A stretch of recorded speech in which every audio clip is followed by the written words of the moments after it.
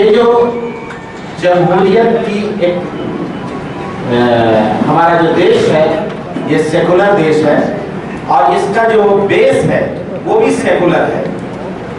आज दुनिया में और भारत के अंदर हमारी जो एक लड़ाई है वो किसी व्यक्तिगत लड़ाई नहीं है, किसी इंडिविजुअल शख्स से हमारी कोई लड़ाई नहीं है। हमारी लड़ाई नीति से है, सिस्टम से है। एक ऐसी ताकत जो चाहती है कि देश में पूरे देश को एक रंग में रंग दिया जाए, लेकिन पश्चिम बंगाल में वो अकेली शख्सियत है जिसका नाम ममता बनर्जी है। उसने पूरे हिंदुस्तान को चैलेंज किया है और इस चैलेंज को ये बंगाल से जो आवाज उठेगी पूरे हिंदुस्तान को हिला करके रख दिया है। ये छोटी सी बात नहीं है। हमारे बड़े बुजुर्ग ने एक बात कहा था, think India tomorrow, Bengal think today. जो हिंदुस्तान कल सोचेगा बंगाल आज ही सोच लेता है। और ये तारीख गवाह है इस बात की कि बंगाल ने पूरे हिंदुस्तान को हमेशा लीड किया है। मैंने जो आयत पढ़ी है ये वोट के सिलसिले में और गवाही के सिलसिले की आयत है। मैं यशफा शफाअतन हसनतन यकुन लहू नसीबुम मिनहा। वोट जो हम देते हैं ये वोट की मुख्तलिफ हैसियत है। सिर्फ जमहूरियत का खेल नहीं है, बल्कि इसकी हैसियत इतनी अहम है कि आप जब इसकी हैसियत को समझेंगे तो आपको पता चलेगा कि एक शख्स जब किसी को वोट देता है तो सिर्फ उसको वोट ही नहीं देता है, बल्कि उसके हक में ये गवाही देता है कि हम जिसको वोट दे रहे हैं वो इंसान इस लायक है कि हमारी जमहूरियत की हिफाजत कर सकता है, हमारे आईन को बचा सकता है, हमारे देश में तमाम लोगों को लेकर के चल करके काम करने की एबिलिटी है, इसकी वो गवाही देते हैं। और साथ ही ये पहली हैसियत हुई। उसकी दूसरी हैसियत ये है कि सिर्फ वो इसकी गवाही नहीं देता है, बल्कि जिसको वोट देता है उसके हक में वो पैरवी कर रहा है।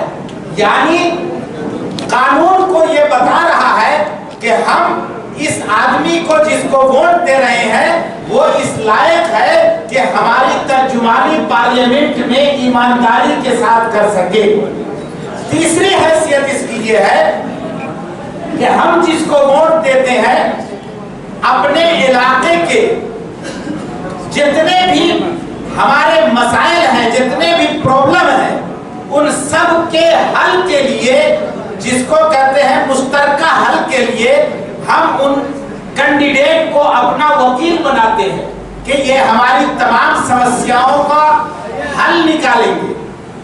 तो ये जो मैंने बात बताई है ये कुरान की एक आयत है, मैं यशफा शफाअतन हसनतन यकुन लहू नसीबुम मिनहा।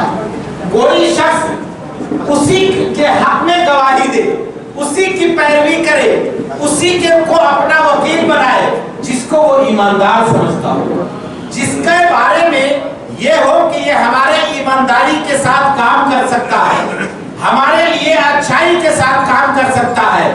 आप बताइए, पूरे हिंदुस्तान की बात मैं कह रहा हूं, पूरे हिंदुस्तान में जो 5 सालों के अंदर खास करके माइनॉरिटी के बारे में जिसने बंगाल से लेकर के दिल्ली तक जिसने आवाज उठाया है वो एक ही शख्सियत है, वो बंगाल की शेरनी है जिसका नाम ममता बनर्जी है। और मैं ये कहने पर मजबूर हूँ कि ममता बनर्जी सिर्फ ममता बनर्जी नहीं है, बल्कि आज के दौर में वो दूसरी इंदिरा गांधी है जिसने पूरे हिंदुस्तान के लिए वो अकेला काफी है। मैं ये हम लोग जो ये एक प्रोग्राम कर रहे हैं ये सिर्फ बंगाली में नहीं बल्कि पूरे भारत में ये काम कर रहे हैं और हमारे बड़े बड़े अकाबिर उलमा ने इसके लिए कोशिश शुरू किया हुआ है कि हमारा जो सेकुलर वोट है वो बंटने नहीं पाए, तकसीम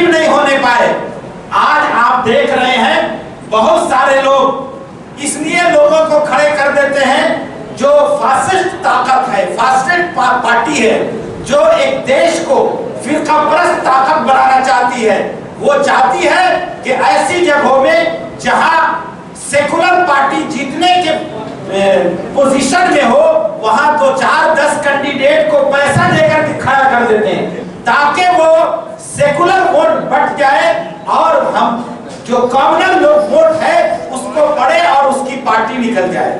मेरे दोस्तों, बहुत होशियारी से काम करने की जरूरत है। अगर हम लोग 2019 में नहीं जागे तो याद रखिए, हमने गुजरात भी देखा है, हमने यूपी के हालात भी देखे हैं, हमने झारखंड भी देखा है, और खुदा न खास्ता अगर पश्चिम बंगाल में ये ताकत जम गई तो याद रखिए फिर हम रोना रोएंगे। 2021 में जो हम रोएंगे वो हमारा आंसू पोंछने वाला भी कोई नहीं होगा। आज कम से कम ममता बनर्जी ये करती है कि वो बवांगे दहल खुद को मंच पर आती है, मैदान में आती है और माइनॉरिटी के लिए और तमाम जनता के लिए काम करने को तैयार होती है, उसके हक में बोलती है। उसके अलावा कोई भी शख्स नहीं है जो इतना खुल करके माइनॉरिटी का साथ दिया हो या सेकुलरिज्म को बचाने का काम किया हो।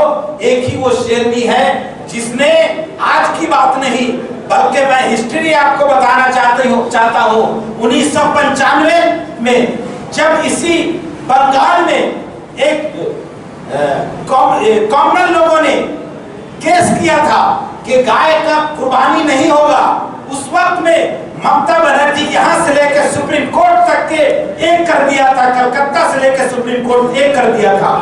मेरे भाइयों, आज हमें बंगाल की हिफाजत करनी है, हिंदुस्तान की हिफाजत करनी है। मैं आपको एक बात भी कहता हूं कि जब इंसान एक समाज में होता है तो बहुत सारी चीजें ऊंच नीच हो जाती है, किसी का काम हो पाता है, कहीं किसी का काम लेट हो जाता है।